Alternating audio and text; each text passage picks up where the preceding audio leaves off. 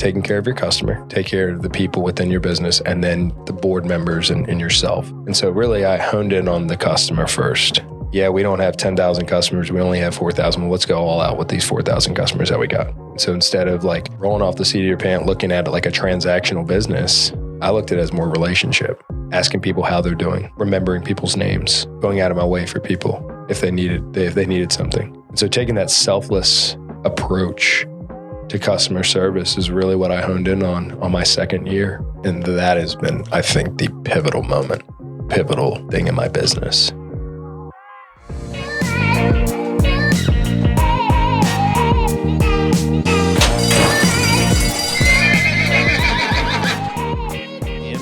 Welcome to the Commonwealth Connections podcast. This is your host, Weston Wilson, with co-host, as always, Dawson Fields.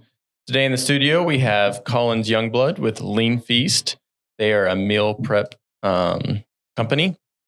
They deliver local, fresh ingredients, cook those into a meal, and serve customers either custom meals or they have some in-house, just regular pre-designed meals. Collins, welcome to the show. Thank you guys for having me. Did I accurately describe the business? You did. Anything else you want to add? I think one thing is we weigh out your meat cooked. So when you go in there and start it's like a Chipotle style bar. You'll notice a scale, and when we ask you for 6 to 8 ounces, you'll notice that we actually weigh out what you asked for. And so I think instead of telling Chipotle 2 extra scoops of chicken and only getting really 1, we give you what you asked for. There you go. Yeah. I think they just got in a little trouble of people outing them of like different portion sizes. So that's important. Yeah, I always say it doesn't matter how big your business is. Integrity is always going to win. Just a matter of time. There you go. All right. Well, tell us about yourself. Where'd you grow up? What was your first job? All the good stuff. So, grew up in Richmond, Virginia. And so I'm a Virginia boy. I would have to say my first job, of course, was at the YMCA. So I resonate with the guy that was the cleaning. Yeah. Owns a cleaning company. So I was a lifeguard and a swim instructor. And so I just had a passion for working with kids. And then, of course, that evolved. And, now I have to think about going to college and whatnot. So I went to West Virginia University for mechanical engineering. And that was a wild ride. I will say I had a lot of fun at West Virginia University. But then, of course, 4 years after that, and really studying hard and, I guess adulting, I decided I was actually going to go into the Navy, surface welfare. And I think what was hesitant to that was I chose the money to go into the oil and gas industry. And so I got my first corporate job working at a company called FTS International, 2013. And my grandfather was kind of skeptical at the time because, he was just a cubicle. He loved working in a cubicle. He loved just the passion of designing and creating. And he's got a background working for GE, Alstom, and this goes on, Siemens and all of that. And so he's also got patents too. And so he had a high expectation for me, but me and a cubicle, we just don't vibe. So I wanted to be out in the field. And so I worked with this oil and gas company. It was so funny when I got my first salary and I got my offer letter, I sent it to him and he goes, wow. I didn't start making that until 15 years into my career. So right off the bat, my grandfather was already so mad. And because I had an opportunity to work for GE. I got offered a fellowship my senior year. And he was so proud of me. And I just was like, Pop, this isn't for me, man. Working in a cubicle 9 to 5, and for those that work in a cubicle 9 to 5, I commend you. But it's just not my personality. So I took that job. It was actually in Washington, Pennsylvania. So for all my Pittsburgh Steelers fans, I became a Steeler fan for a season. And I just started working out in the oil and gas industry. And so I was 21, making a lot of money. I was 6 figures at the time, right out of college. And at that time, the oil and gas industry was booming. And, I definitely did not use 90% of my degree. I learned just kind of the language of oil and gas out being a roughneck. So I just 10-4 and coming down and just completely different professional language than I was used to in GE. And I'm like, man, people talk like this. Like, this is wild. And so the field and the cubicle are quite different. right. Yes, sir. But this was, man, just, put a dip in and let's frack, So, it was definitely an experience for 3 years. And then I obviously I got promoted and I went down to Chesapeake Energy, down in Oklahoma. So I took a sales position with FTS International, but Chesapeake Energy was kind of like my accountant overseeing. And that was also interesting. And I can see kind of, how my life is starting to form and sales is kind of my thing and being in front of people and being personable and taking people out on Fridays to golf and, I'm already starting that customer service, and so that lasted for 3 years. And then of course, now I got let go. Oil and gas industry kind of just took a drop back in 2015, 2016. And so I had to pivot. And then I moved to Dallas, Texas and took a job with a company called Hilti. So I was a sales engineer for Hilti for about 3 years. And I moved all around Dallas. And then I went to Columbus, Ohio. So now I'm a Buckeye. OH. And you can just see kind of like, how my career is jumping from like state to state to state. And so, yeah, definitely having a wife at the time was not the case, not in my house of cards. And so from Columbus, I just got tired. I got burned out from the sales, like traveling. I think I traveled 100,000 miles in my first 9 months of being in Columbus, Ohio. Wow.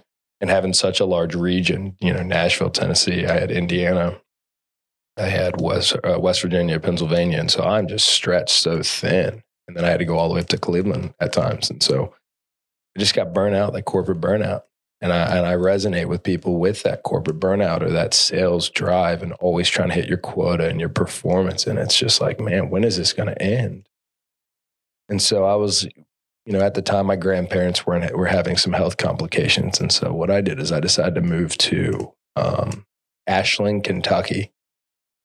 I mean, what the population's 46,000 people. And it was the closest place. They had a refinery. That was the closest place that I could get to my parents, but still get into the oil and gas industry and stay in the industry. But now I'm in the downstream. I'm not in upstream. So this, of course, I'm still at this time, I'm chasing money. I'm placing my identity in things that it should not be placed in. And I guess, for 10 years, engineering was kind of like my life, my identity. It was really my grandfather, right? My grandfather was kind of driving and being my role model, a support person, a father figure in my life. But from there, of course, I worked for Marathon Petroleum for 3 years. And it's a great job, great company, but once again, corporate America. And so I think now this is a really good time to transition into some allow people to get to know who Collins is. So in March of 2020, I about committed suicide. I took my life, addicted to alcohol, and I just can't handle it, And I went through a bad breakup back in February of 2020, placing my hands on a woman that I'm not proud to say, but I really had some big demons I had to fight. The loss of my father. Me and my mom have never had a really good relationship, and so I've had to conquer the death of my father and my mom. And those are my two battles, my two struggles that were kind of just driving all of my impulsive decisions on the weekend. And so through counseling, of course, and God bringing people in my life out of the blue, that kind of started to kickstart. All right, what's going on here? And I have a buddy of mine, Chris. I won't forget this. He said, "Dude, you're not really good with relationships, man. So why don't you apply for the Bachelor?" And he was actually being serious. I was like, "Dude, you're kidding me." And so what did my impulsive self do? I applied for the Bachelorette. And I'm being dead serious. I mean, this I can't make this stuff up. And I'm writing a book because this is just there's so many puzzle pieces to my life from March of 2020 to now. I mean, me being married now with a beautiful wife and a beautiful daughter, Sarah and Presley. And I can't explain. Like I feel like my life is literally a dream right now. But and I promise we're going to get to LeanFeast, but I have to we have to walk through these because these puzzle pieces are the reason why I'm here. If I don't explain them in this order, you're like thinking, man, what the heck? He went from mechanical engineer with BA, and then now all of a sudden he's in the food business, like the restaurant industry. You know this. I said the restaurant industry is not easy, man. I mean, this is a hard business. Yeah, and but really, when COVID shut everything down, I was able to work on myself. And so, where most people, and God bless people who lost loved ones through COVID. But for me, COVID was a blessing in disguise, honestly. I was able to work on myself. I was able to journal. I was able to just meditate. I was able to reflect on my heart and figure out why am I driving the way I'm driving. And really, to be honest, all I was driving was operating off of running away from my pain and the wounds in my heart that I didn't deal with. My childhood trauma, the abuse of when I was a kid, and a lot of toxic things that I was driving off of, I didn't deal with. And so that from March to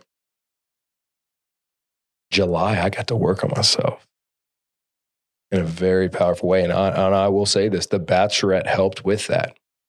When I applied, I got accepted. I'll never forget where I was. I was in Virginia visiting my grandparents, and I'm like, Pop, ABC wants to interview me on Monday. And my grandparents lost it. They're like, no way, you're not going on that show. And just your typical response from your parents or your grandparents. Like, they're like, you're not going on that show. And they just couldn't believe it. And then, the next thing you know, I'm on literally at 5:30 on a Monday. I'm literally on an interview with ABC Bachelorette. And we're, I just was open and honest, So the interviews was right around like the April timeframe. So in March, the whole month of March, I got to walk through like a lot of my brokenness with the counselor in Ashland. And she was incredible. Like, she helped me out so much. She came from a place of like empathy, and she really asked me like really simple but yet profound questions on like, how's that feel? And we talk about that. What is that? And so it was just awesome just to work with somebody who was a mother who really cared and was considerate and really diligent and patient with my heart. And so as I'm walking through the Bachelorette, like, I keep being vulnerable with the show and sharing like how like terrible I can't hold relationships at all. And they push me into another interview. And I'm like, oh my God.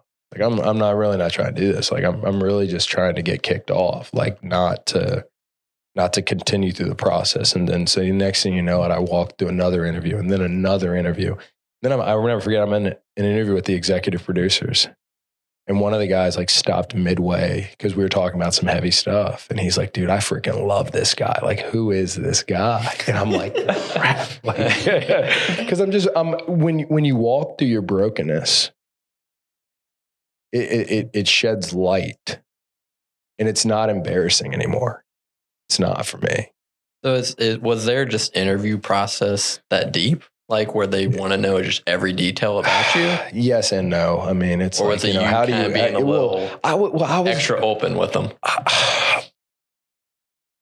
It's kind of like this. We can sit here and talk about LeanFeast, but it's at the center, like, who runs LeanFeast? Who's behind LeanFeast? And so if people don't get to know like who I am and what I had to walk through to get to Lexington, then I mean, it's kind of like, okay, what value do you bring? Yeah. Well, I'll say we got to ask any question about the Bachelorette, because we'll probably never have this opportunity again. No, so I got kicked off like the day of the show, but it was once again another blessing. My grandfather had a heart attack on Friday, and I never knew it. Oh, wow. And so that Saturday, I get a knock on the door at 10:30 after getting like my suit, what I was going to wear, what I was going to say, like everything prepared. I was going to move over. So for those who don't know, I can speak about this now because I'm outside my contract.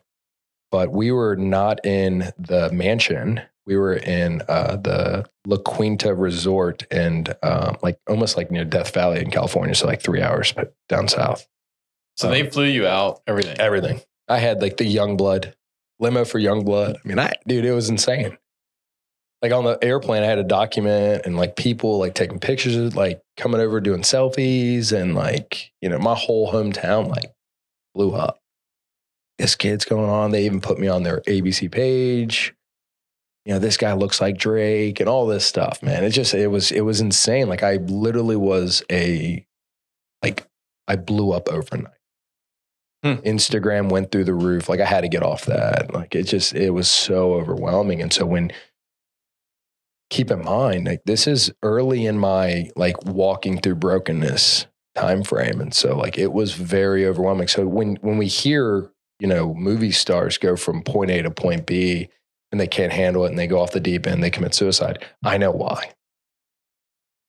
The pressure of life compared to their character doesn't equate. They can't handle it. They don't have the right support people. They don't have the right, you know, people in their corner, regardless of how low they were or how big they are, tell them what they need to hear. And at this time, I didn't have that really. I mean, I had a couple people in my corner, but I also had people in my corner that just wanted to leverage off of the fame. Right. And so when I got kicked off, it was kind of like a relief. I'm like, okay. So why'd you get kicked off? Like it's a cutthroat business out there, man. It really is. Like when people, you know, when they say they interview 30 people or 40 people for like one position, like for Brad Pitt's position or something, you know, I signed a contract with Warner Brothers. And when they say the movie industry is cutthroat, it is every bit of cutthroat. They won't give you an answer. They don't care. You know, you were just an extra number in case some guy got COVID. It's kind of what I kind of got the hint on. They had 40 guys out there. They only needed 35. Hey, man, pack your bags later. You know, they have inexpendable cash out there to where it's either you're real, you're raw, or whatever the case is. And I don't even know what they were looking for, to be honest with you. Did you get paid for your travel? I got paid. I got everything. They wrote me a check. I still have my NZ Cake production check. I mean, it's cool, but at the same time, it's like, man, like it's also cutthroat. You know, they just don't care. So really, you just got out there and they were like, we need to cut some more people. For 7 days, I was out, or I think it was like 5 days or whatever. I went out there and spent some time with a buddy of mine. But I was out there for the duration. And then, of course, they have the limo where you meet Claire Crawley, of course. And yeah, I didn't make it to that. But it was, once again, though, like I know, so in my book, I even talk about like all the ins and outs. But it was one guy out there that I was supposed to meet, I know. And it was a guy that worked for the resort, 25 years old, and he was going through, I kid you not, the same stuff I was battling with and struggling with, that I got to speak life into him. And so we've all had those like come to Jesus moments, like, man, like, why did I go through that? Why did I walk through that? But it was literally from when I got the news, I went outside a process. Like, okay, like now what? Right? I have to go back to my corporate job. And, you know, I thought I was going to be out here for like 6 weeks or like 8 weeks. And, you know, my goal was to get through the show and get some notoriety and get like popular, you know, and then try to springboard and get out of corporate America. Like that was kind of, at the time, that's kind of the trend I was going. And then I was also going to go more into real estate. And I was going to quit my job eventually because I had to get like, you know, keeping my marathon's a public company. So I had to get literally like some of the top execs to let me go, keep my job, and then come back after 6 or 8 weeks. Like, what? Like when I brought it to my manager's like, oh gosh, like, what are you doing, dude? Like, you know what I mean? And then his top was a woman at the time. She's like, no, he needs to go on the show. That's so cool. You know, so it's like, oh, you got that battling with, and then my whole like area team found out, and then I'm in Ashland, so there's 46,000 people. Then I blow up there, and it's like, oh my gosh, like this is crazy. But it's funny. So I've always, I'm a big Survivor fan. There you go. I've always wanted to go on Survivor. And it used to be like 40 days. And they switched it to where it's like 26 now, 20, 21, something like that. It's a lot shorter, like half. And I'm like, okay, well, now I feel like I actually like could go on Survivor. Because if you think about 41 days and you have travel, like you're probably getting there at least 5 days before anyways. And there's no way they're shipping you out right away. Like they got to have medical looking at you and all that stuff by the time you get off. Right. And then all the travel back, like you're gone 50 days. That's a lot. Like you can't just like up and leave your business for 50 days and not be able to be contacted, nothing. That's right. So now it's kind of like, well, 21 days, I could probably make that work.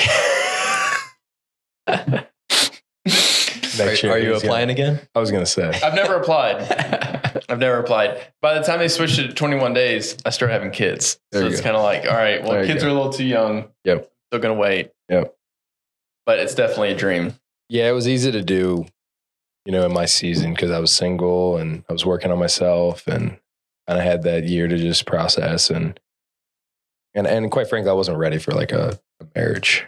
I just had so many things I was wrestling with and battling with and struggle of alcohol. And today I'm actually 4.5 years sober. So nice. Congrats. Praise the Lord on that. But, just that I think the whole Bachelorette, we can focus on this. We can talk about this all day long. But I think there is a specific time, a specific place, and a specific person that I was supposed to meet out there.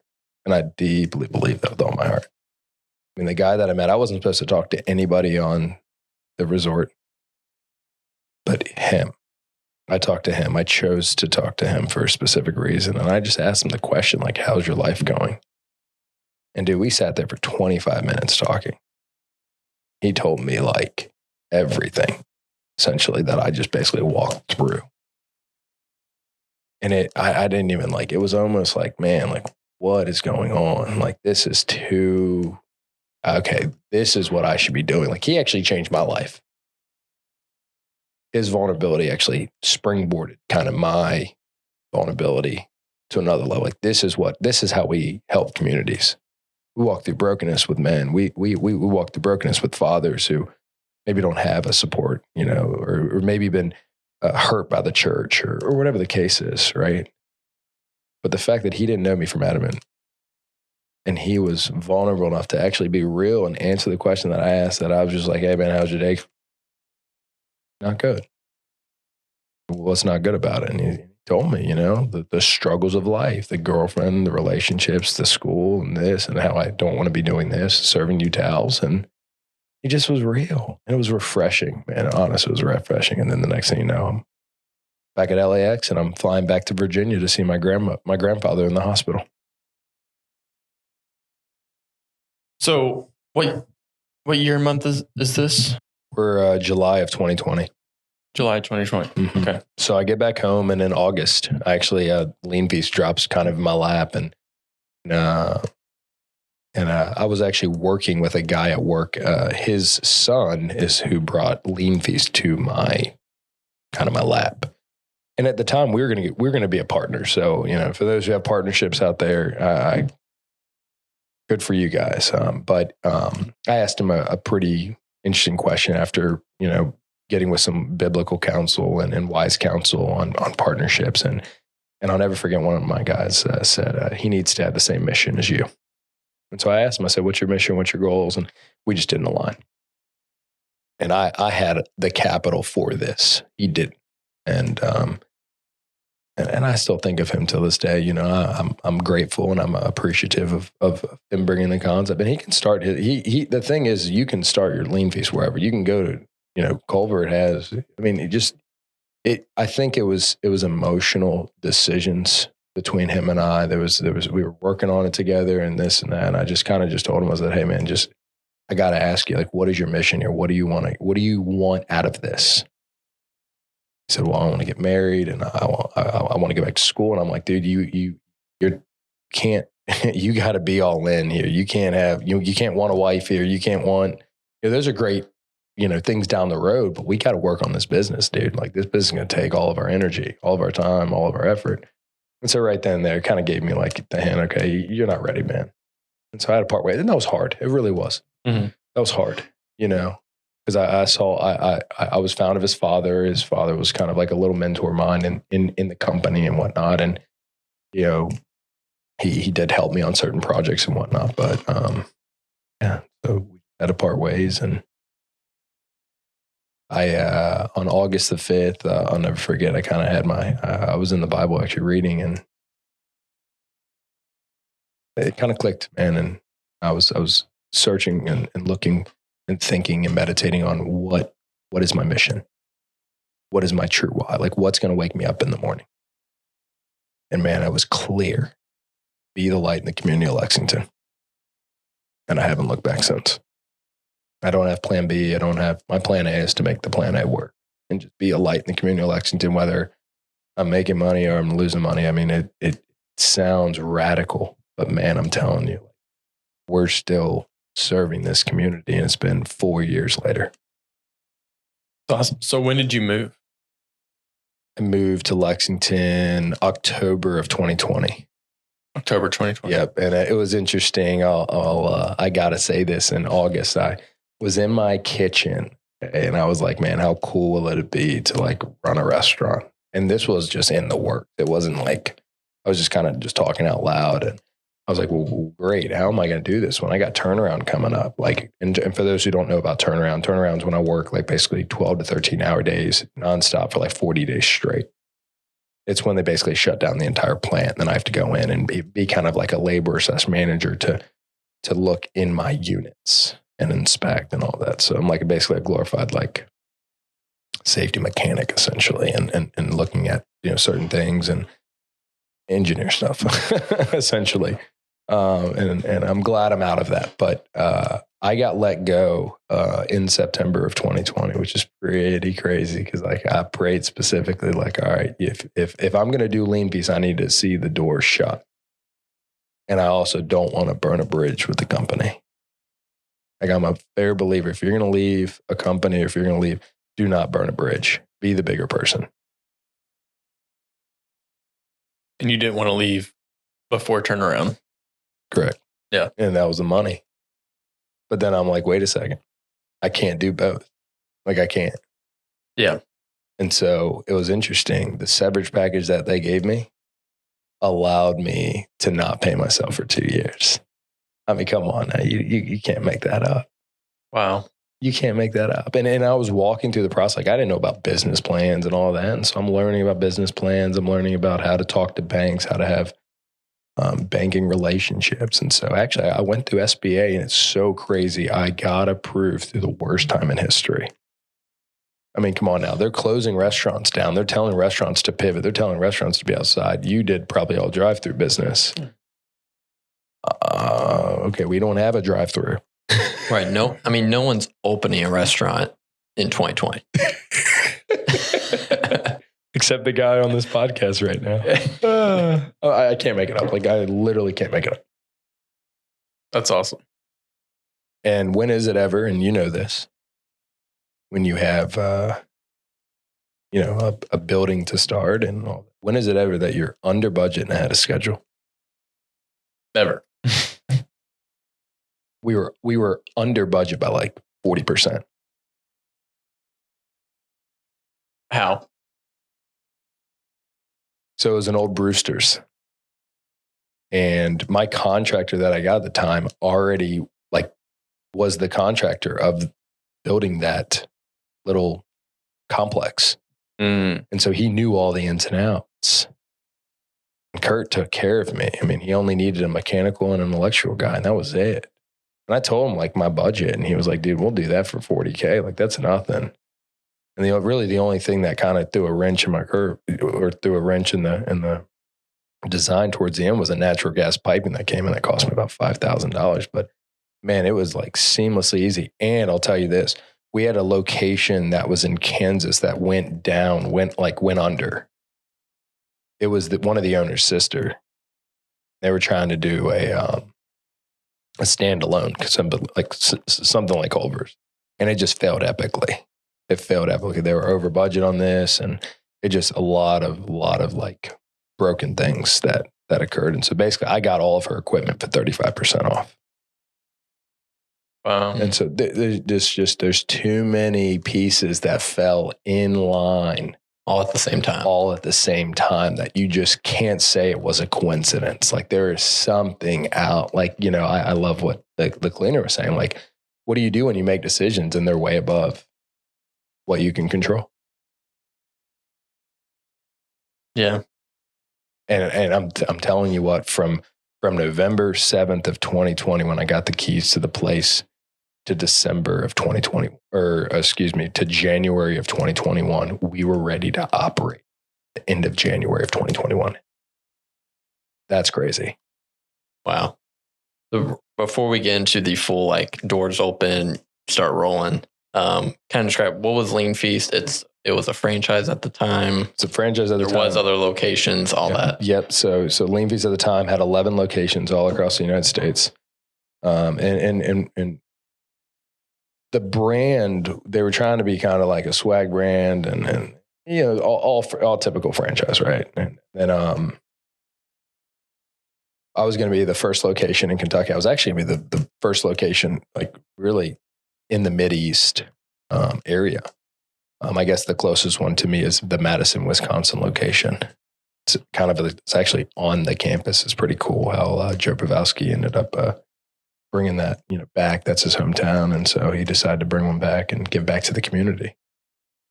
But yeah, I'm kind of just an outcast on an island. What made you want to do specifically LeanFeast? I liked the fact that they use scales. That was what immediately caught my attention. I like the fact that also the food that what I was eating out in California was like no different than my typical meal prep food that I would eat in my kitchen. It was actually a little better.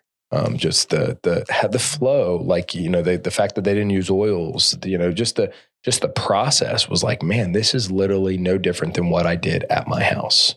So you ate at one before you? Yeah. So I worked at one back in September. I flew out to California and I worked at my guy Ryan's location.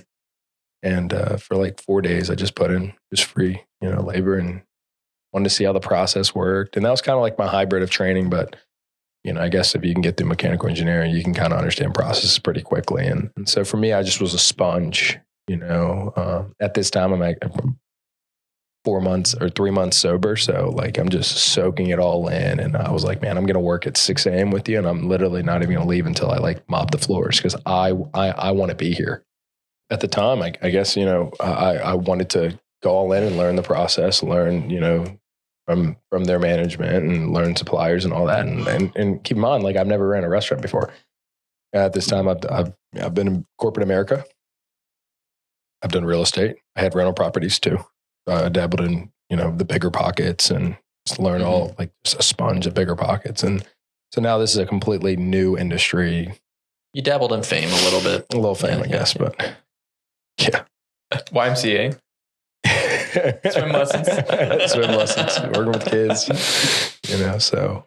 So you go out there, 4 weeks of training. So you've never even eaten at a LeanFeast before you sign your FDD, which for people that don't know is franchise disclosure document.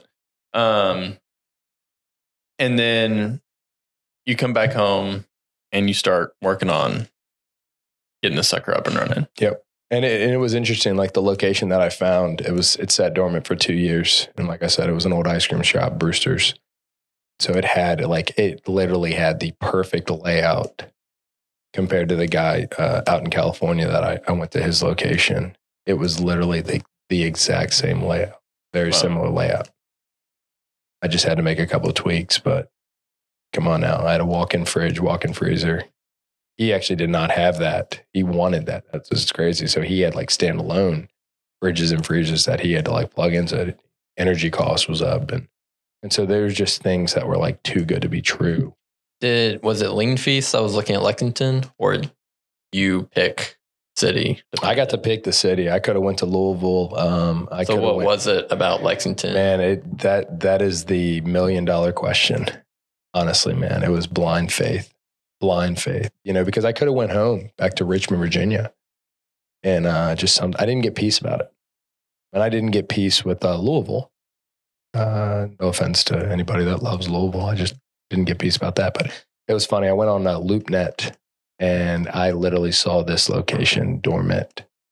I forgot who told me. I think one of my mentors was like, yeah, get on LoopNet and check it out. And man, there was something about this location. And so I'll never forget, I drove in September and I checked it out and I met with, it wasn't managed by SVN. It was managed by Al Isaac or NA. NA Isaac. Yeah. And so I met with him and, took a look, and I remember FaceTiming Ryan, was kind of my guy out in California. He was kind of a mentor of mine. And he was like, dude, this is perfect, man. Like, this is awesome. What's the price per square foot? And you have a walk-in fridge and freezer, man, dude, this is a no-brainer. Like, you need to do this. Like, this is going to save you money and time. So we did it. I was listening to him. I wasn't really, I talked with the franchise, I guess the CEO and the CFO, but I really honed in on Ryan because Ryan was doing it. He was in his store. He was in his location. I trusted him. He created a safe place. He let me stay with his family out there. So he was a big part of my life in this time. So open the doors. Mm-hmm. Didn't even have a red. Oh man. all the failures. What happened? That's too funny. So it's been all good news. Actually, the one blessing of opening the doors was actually I met my wife. My wife came through that door. So I have to talk about this for just a snippet. So I was dating a girl back in 2019. Fizzled out at 3 months, and then we reconnected back in December timeframe. And I told her, and as just friends, in December of 2020. And we were just talking as friends and whatnot. And she actually came to visit for my grand opening. I always like to joke and say that I met my wife coming through the door, but she actually she supported me, her and her daughter as well. I guess my stepdaughter. And so we're up and running, and for about a month, it's almost like I don't even remember opening the doors and operating because it went by so fast. It's the restaurant industry. It kind of was the same thing over and over again. I was learning. I didn't know how to do, payroll, and I just was learning on the fly. And so I'm just this for basically the first 3 years of this business, it's been just learning as I go. It's definitely the opposite of the book, The E-Myth, and no Ray Kroc from McDonald's process. It had a lot of broken processes in it. And I say this, it is a good business. It just had too much labor. It had too many people, it wasn't efficient. And that's the biggest. The efficiency was off. I think we rushed into training. I think the training could have been a little bit more thorough. They talk about in that book, training is very prevalent. Getting the right people, having overseers, really time in to who's running what and whatnot. And so I just think the efficiency of the business was just off. So I was way over budget when it came to my labor, and I was way under when it came to the quality of my food. And so we're trying to meet that, right? Cost of goods and labor are your two biggest costs besides taxes, of course. But that's a whole nother discussion. And I wasn't doing P&L reviews like I'm doing now. I wasn't meeting with mentors every month and checking in. I wasn't meeting with other people outside to kind of, hey, how's your family life going? And so I just had things so out of order that I was just surviving and being a technician of my business instead of being the entrepreneur or the man. Yeah. So diving in to open your doors just a little bit, what was it like? I mean, I think the order to where people could actually come inside was lifted by that time. Correct. It was. But people still weren't coming in places. So how are you getting your name out there? Were people actually coming in? I mean, this sounds like a disaster. I know it. I know. And that's the thing. Like, I don't know how we survive, to be honest. Like, I'm trying to, I'm not trying to be, like, oh, well, whatever. It just, like, did you have customers the first? Oh, we had customers. It went great. Like, I think the marketing was fine. It was out of order. That's the problem. Like, I was just surviving for like the first 3 months. And this is what I thought. Okay, go with me here. I thought I was going to be able to check in like once a week. I can go to the gym. Look, guys, I'm being serious. Like, I can go to the gym and I can, live this entrepreneurship life. And boy, was I wrong within 2 months. Like, I had people stealing from me, stealing time. Like, just everything was so out of order. And I think I'm glad I learned from that, honestly, because now where I am, like, I appreciate these good times now. And like, I can reflect back and give a lot of ammunition and shed a lot of light on the reality of when you're running your business. You need to be in your business. You need to be involved in your business. You need to be present with your business. You need to be understanding and self-aware of your business. But then also you have to have boundaries on your business. And I failed to have boundaries on my business. I failed to really put processes in place. I failed to, this is what I expect and this is what I will not tolerate. And so I just was kind of going blind with the seat of my pants. Like, I'll be honest with you, like, for the first 6 months, it was just, I was focused on now about to get married, now it was all over the place. I'll be honest with you. I know you don't want to hear that, but, and I'm sorry to not have this like grandiose plan and have everything structured, but every entrepreneur, they're learning it at the start a little bit. Now, yours is a little interesting because it's like everything fell into place right before. Like, you get your severance package, you get the loan when they're not doing loans for this. You find the store, and then you open, and it's like you just get kicked in the face with the reality of this is what entrepreneurship is. That's right. Yeah, that's right. Well, and if it makes you feel any better,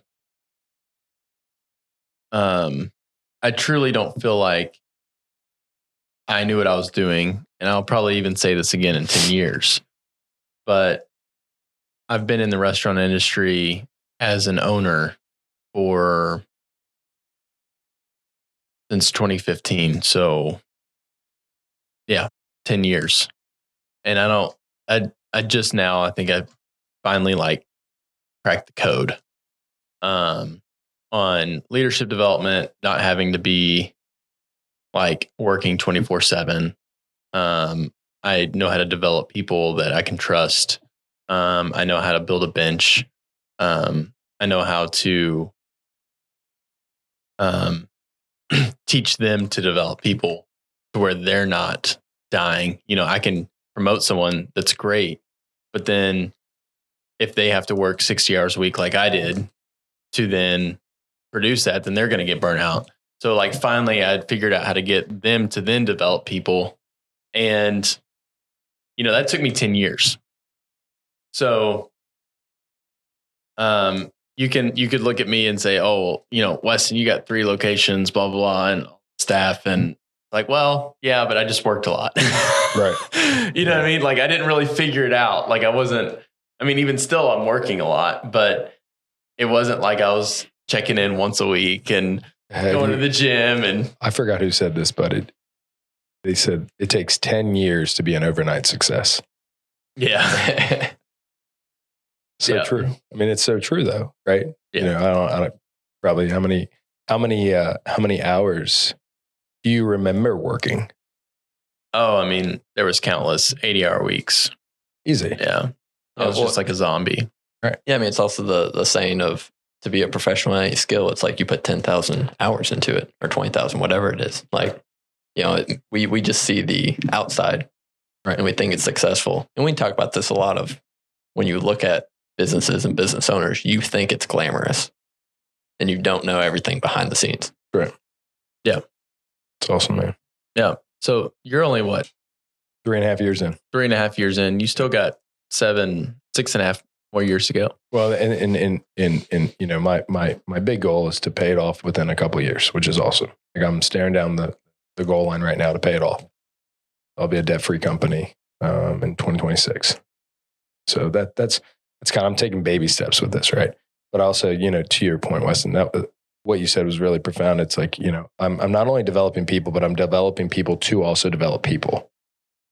And that right there, like I don't have the time to be present and diligent with the people that I want to develop so they can develop, because I'm still running and I'm working in my business rather than working on my business. And it sounds like right now you are working on your business. You're not anymore having to, you know, clean out forest fire or put out forest fires in your business 24/7.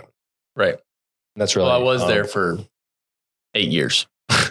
and respect to you. And I, that is very honorable to hear. And it's refreshing to hear that now that you're kind of out and you can manage and you can lead and you can have that bench versus, Weston, what do you do?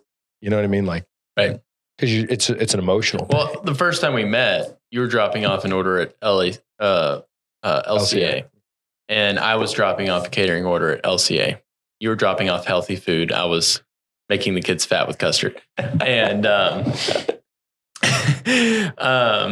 mean, why was I there? Because I had to be. Yeah. You know what I mean? Yeah. Like it wasn't just I wanted to run that order. Right. That wasn't just like, but I get to go deliver a catering order. Like no. But to your point though, I will say though, and once again, I respect people like you who don't just pawn that off because it's a delivery. Like your heart's in it or else you wouldn't have been there. Right. And so, you know, yeah, we can be this grandiose entrepreneur and been in our business for 15 years, but I still know people in this town that like, if they have to clean the bathroom, they're going to do it. That's respect. Right. Like if push comes to shove and you got to go back and you got to run the register, you're going to do it. You're not going to just say, well, that's somebody else's job. Right. And so that's why I respect you, because I got to see you and I got to see a snippet of kind of where I would like to be now, where you are in developing people and not just being out of my business completely, but I also want to be able to the point where I can see people succeed and thrive in life, which I think the leadership part is so preeminent, because regardless if they're working for you or whatever, they can take that to the next business. And that business is going to be very respectful as to who you are and that you took the time and energy to develop people. So that's awesome to hear, man. Yeah. It just takes time. And I'm sure 10 years from now, I'm going to learn a whole new set of skills that I don't even know that I need. I mean, I know I need more skills, but I don't know what they are yet. And I'll be like, I didn't know anything I was doing back when I was 30, right. You know, and it's part of it. So you get started, you're surviving. How long did that feeling of just surviving kind of last? Was there any point in the last 3.5 years where you were starting to feel a little comfortable? I mean, when did you actually start like putting in some processes? And I think it was a wake up call when my wife had a dream that people were stealing from me. And I think that was the wake up call I was getting stolen from. So that was about 9 months in.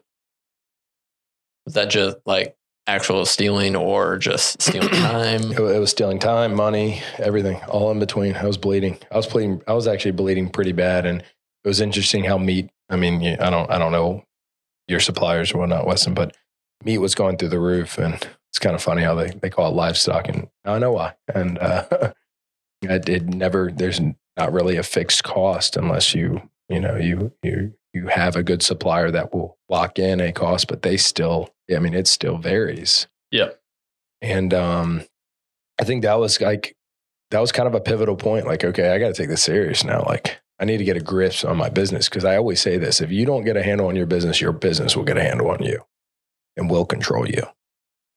It's really scary, to think about it looking back. Like, man, like what was I thinking? And then, of course, I get to the end of my first year and I lost over $140,000. And I'm like, dude, this is embarrassing. I just burned money. And I think, part of it was the franchise I don't even, I'll be honest with you, I don't even think the franchise knew what they were doing. Like, I think it grew too big, too fast, and too quick for them to kind of get a handle on everybody. That's kind of how it felt at the time. I mean, I could be kind of butchering it a little bit, but it almost felt like it was no way near like a Culver's or Chick-fil-A caliber at all. Like, the training was rushed, and, like, the processes were kind of like cookie cutter and whatnot. But, once again, I'm still surviving. I'm still making it work, but I've had to pivot a lot in my industry.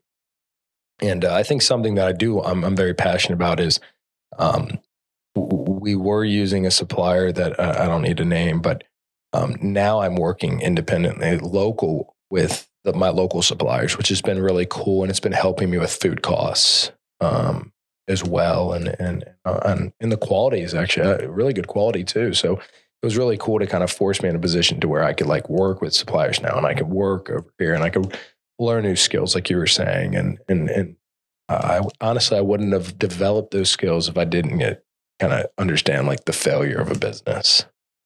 And I look at failures as just learning lessons. That's not the end game for me.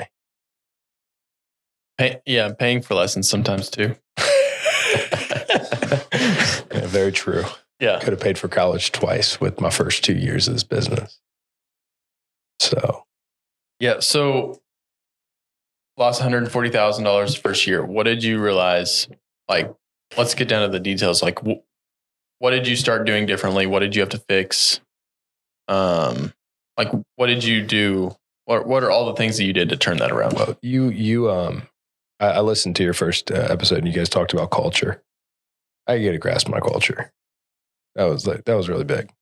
All right, what is everybody on the same page? Are we trying to, focus on the mission and focus on the direction of this? Or are we all kind of like seeing eye to eye? And so I had to work on like the people aspect of my business first, and I had to trim the fat. Like, I had to cut people out that just weren't on the same page, or that just were here just checking a box, checking in. Like, we had to I always talk about, I can talk about work ethic. I can talk about, how hard someone's going to work, but I cannot talk about the culture when you put that person in.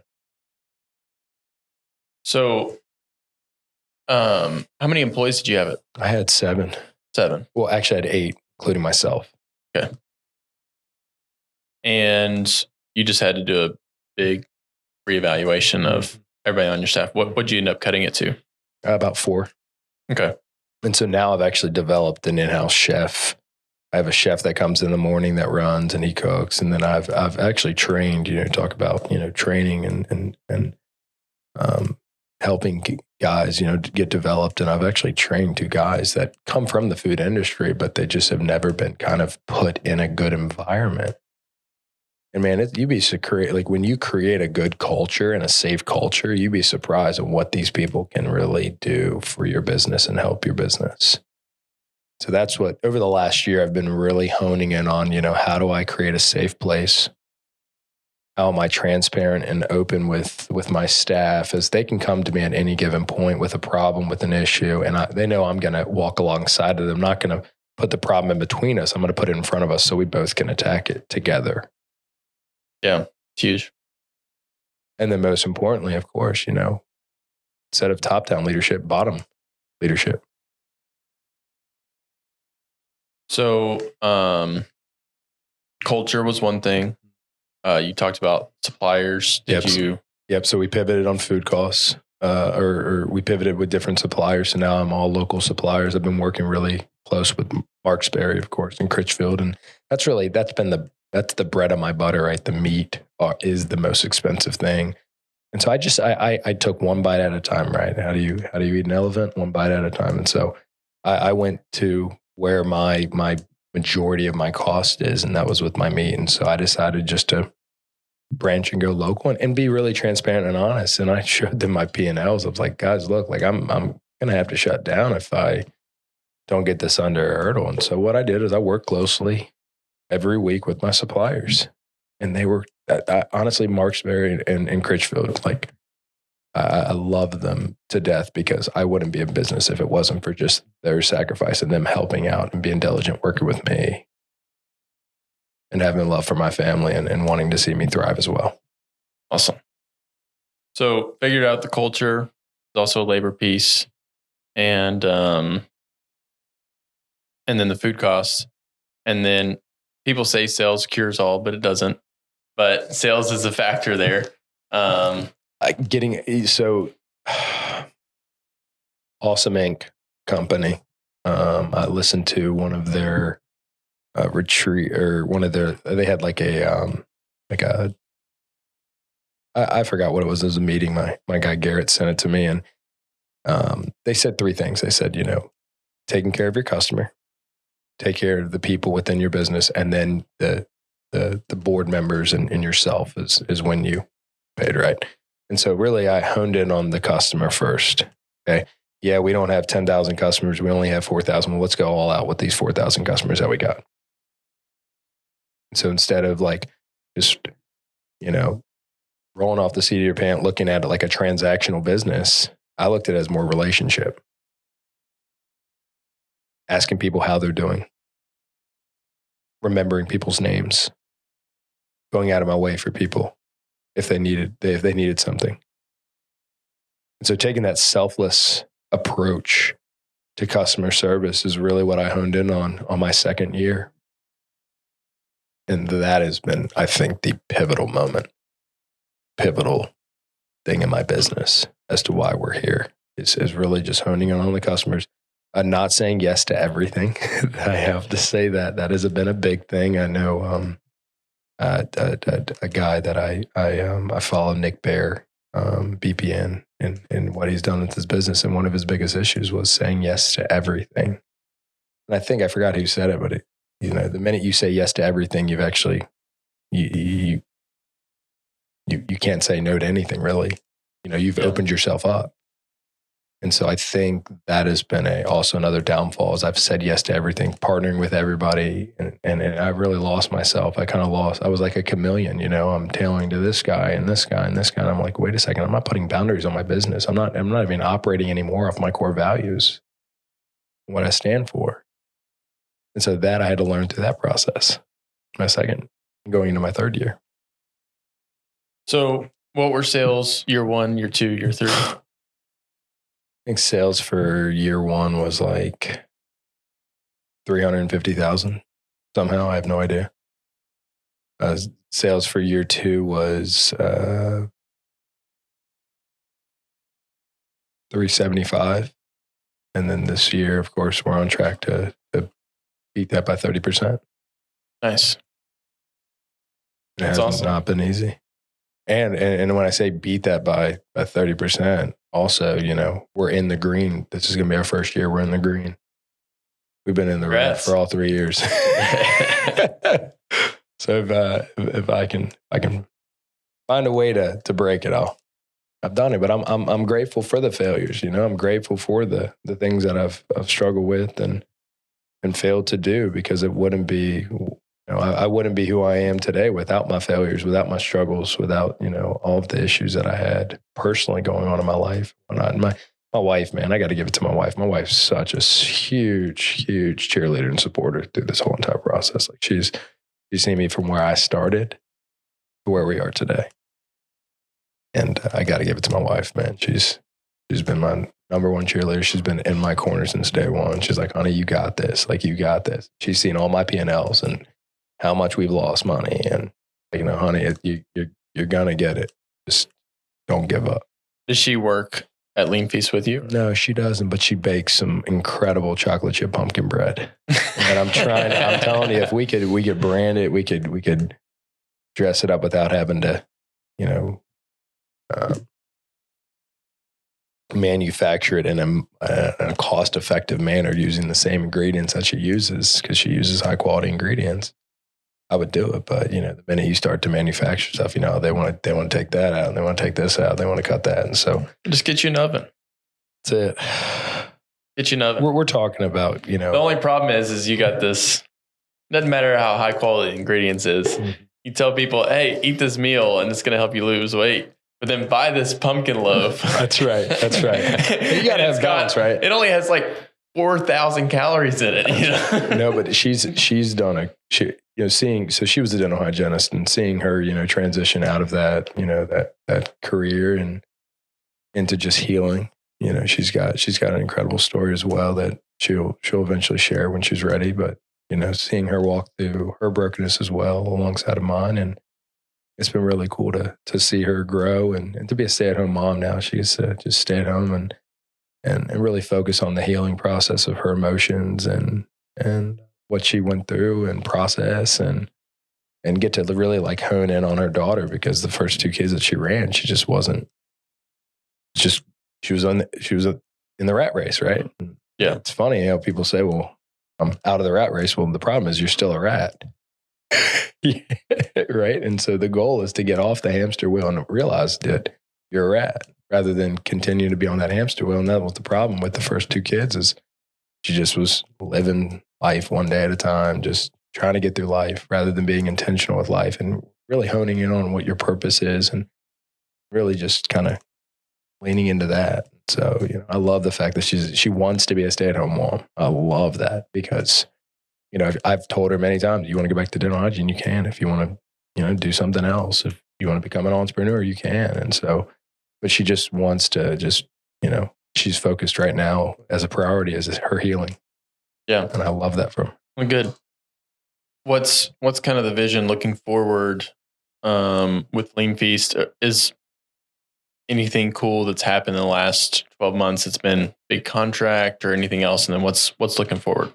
I'm really passionate about the athletics of like football, basketball from the high school or college level. But for me, I think still working on the process, honing in on the consistencies of my product is really what I'm focused on right now, that I'm kind of out of the red. I can breathe a little bit. Definitely people. I definitely want to, definitely talk outside this of working and developing high caliber people that come into my business. But we actually just got a contract with the West Jessamine basketball team. Nice. So we're going to be giving them pregame meals, just a healthy pregame meal beforehand. And then going into the new year, I honestly, I haven't really even thought about it. I've kind of just been present with this month and taking in and really just reflecting on just, the blessing that I've had for this community and for the people that have supported me and the hard decisions I've had to make with some partners and whatnot. And so it's just, in terms of for next year, I think just really honing in on customer service, honestly. I think that's working, developing deeper relationships. Instead of level 1, I want to go level 2, level 3, level 4 with people. And then I definitely want to pick your brain for how you develop and lead people. So, yeah. So something you talked about earlier that I forgot to mention, talked about something you'd read or something that customers first, second, board directors, whatever, third. And at Culver's, I think it's pretty cool. Our mission statement is we genuinely care, so every guest who chooses Culver's leaves happy. And that mission statement for me and the leadership team is our guests are our team. Good. So the people that walk in the door, we see our other guests are the people that are serving our customers, and our team members are supposed to take care of the guests. So we put our team first. Good. And then our team puts our guests first. Love that. So I've always loved that like mission statement. We genuinely care so that every guest who chooses Culver's leaves happy. And so if you think about that, like, that's been a big hack of mine on success of building a team. Because when I show my leadership that I really care about them and I want them to leave work happy, I want them to end the week happy. When they're going through a hard time, they can call me. When they need something, I'm there for them. And then they reciprocate that down to their team members. That's good. And then those team members reciprocate it to the customers. So it's truly a trickle down effect. Good. Right. But if I was just focused on the guests, my team, who's gonna take care of my team? And I think I misspoke. Actually, Mink. Actually, it was the team first. Excuse me. look, it really like reflecting back now, it was the team first, then it was the customer. And then, so I apologize for that. But, no worries. But yeah, but that's probably been the biggest thing that I've figured out. I mean, obviously there's holding people accountable, having clear expectations. There's a lot of other things in there that also go along with that. Inspiring people to be, to reach their full potential. To your point, it's interesting. I think for next year, so one of my guys actually, it's so crazy. I had one of the captains of one of the fire departments around here come into my shop, and he's on this, weight loss journey and whatnot. And he asked one of my employees, "Hey, what is your goal, and where are you going?" He was so thrown off by that question. And to your your question, what's my goal for next year? My goal actually for next year, one of my guys wants to go in the fire department. He needs help with the GED. So we're going to help him pass his GED and then get into the fire department. Because that's what it's about, right? Being kind of like a launch pad, a helicopter pad for anybody that comes to your establishment to see them thrive and succeed. Mm-hmm. And so, to that. And then I have another guy that's actually going to start taking class at BCCC.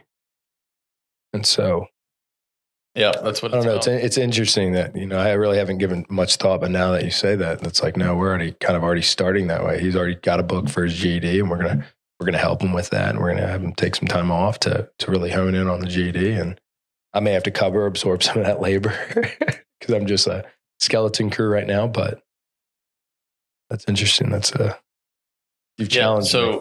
So the second that I adopted, well, there's two things that happened. One, I made my first GM a partner in a new location. And then people started believing that there was a career. Like, people don't think of restaurants as a career. Right. Right. That's exactly so right. They see it as a stepping stone or a means to an end. Right. And so once I made, the first time I made a GM a partner in a new location, everybody was like, whoa, like this could actually be like something that I could like see myself doing long term. And so actually growth was part of my culture. Because if they didn't feel like they could grow, if I wasn't growing the business, they didn't feel like they could grow. Correct. And then the second thing was that no matter where people were at, I just helped them. So if they wanted to go to the fire department, like, great. They needed help with their budget, great. If they wanted to learn English, like, great. Like, let's help you. And by being that genuine person and helping out our team, and then they realize that they can grow, and then you start having conversations like, hey, you're putting all this work trying to do this. I had a girl recently, she was going to school to be, what's it called? Where you like are the x-ray person. What is it? I don't know the medical term, but she was going to school for that. And through a series of events, I wasn't trying to push her, but I was just like, she kept getting promotions, She kept learning new skills, even though she was only working 30 hours a week while she's in school. She just kept getting promotions. She's doing an excellent job. And she kept asking me questions about like what it's like to be an owner, blah, blah, blah. And I was just like, I know you're like in school right now and stuff, but you're really good at this. Like, you realize that? Comes natural for her. And do you like what you're doing? And she was like, yeah, like 80% of the time. And I was like, well, you're probably not going to find a job where 80%, more than 80% of the time you like what you're doing. Like, there's always going to be 20% of just like stuff you don't like to do. That's right. And we found another location recently, and my GM of that location is going to go be a partner. And so this will be my second one that I've done.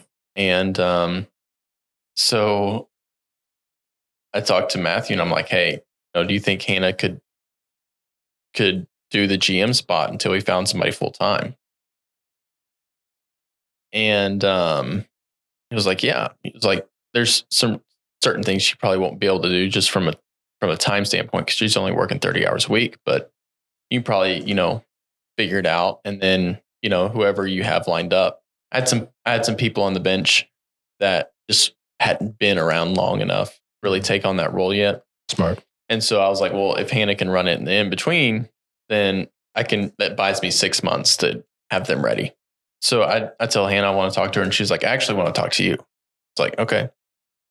So 2 days later, we sit down in the dining room, have a one-on-one.